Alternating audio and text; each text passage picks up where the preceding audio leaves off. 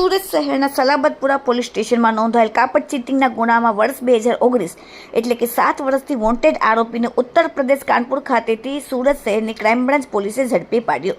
Surat police કમિશનરના આદેશથી સમગ્ર સુરત શહેરમાં લાંબા સમયથી ગુનાઓ આચરીને નાસ્તા ફરતા તેમજ પેરોલ ફરલો જમ્પ ઇસમોને ઝડપી પાડવા માટે સ્પેશિયલ ડ્રાઈવનું આયોજન કરવામાં આવેલ। જે મુજબ ક્રાઇમ બ્રાન્ચના માણસોની ટીમ ક્રાઇમ બ્રાન્ચના અલગ અલગ ટીમો માર્ગદર્શન હેઠળ નાસ્તા ફરતા સ્કોડના માણસોને મળેલ આધારભૂત બાતમીના આધારે ઉત્તર પ્રદેશ કાનપુર શહેર કંપની બાગ ચોરા નજીકથી આરોપી શરદ વિશંભરનાથ દુબે ધંધો વેપારનો અને હાલ રહેવાસી ત્રીજા માળા અમન પટેલ કોમ્પ્લેક્સ કંપની બાગ ચોરાયાની બાજુમાં કાનપુર શહેર ઉત્તર પ્રદેશવાળાને પકડી પાડવામાં આવેલ છે અને આ ગુનામાં વોન્ટેડ આરોપી વિરુદ્ધ કાયદેસરની કાર્યવાહી સલાબતપુરા પોલીસ સ્ટેશનમાં કરવામાં આવેલ છે।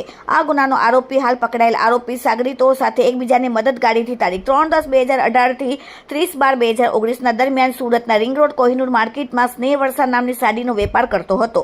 ફરિયાદી પ્રશાંત સંતોષભાઈ ધંધરિયા સાથે ઠગાઈ કરવાના ઈરાદાથી શરૂઆતમાં સમયસર પેમેન્ટ ચૂકવી વિશ્વાસ અને ભરોસો મેળવી ત્યારબાદ ઉધારીમાં 5,62,530 રૂપિયાનો સાડીનો માલ ખરીદી કરી વાયદા મુજબ ફરિયાદીને પેમેન્ટની માંગણી કરતા ગાળાગળોજ કરી જાનથી મારી નાખવાની ધમકી આપી ગુનો રજીસ્ટર કરવામાં આવેલ। ગુનો નોંધાયા બાદ આરોપી વતન કાનપુરમાં દુકાન ચલાવતો હતો, જે બંધ કરીને નાસી ગયેલ અને પોતાની ધરપકડ ટાળવા તે નાસ્તો ફરતો હતો। આરોપી વિશે ખાનગી બાતમી મળી કે તે કાનપુર શહેર કંપની બાગ ચોરા નજીક મિનરલ વોટરનો પ્લાન્ટ ચલાવતો હોવાની માહિતી મળતા તાત્કાલિક ક્રાઇમ બ્રાન્ચની ટીમ કાનપુર કંપની બાગ ચોરા ખાતેથી આરોપીને વોચ રાખીને ત્યાંથી ઝડપીને કાયદેસરની કાર્યવાહી કરી। Bureau report, daily India TV, Surat.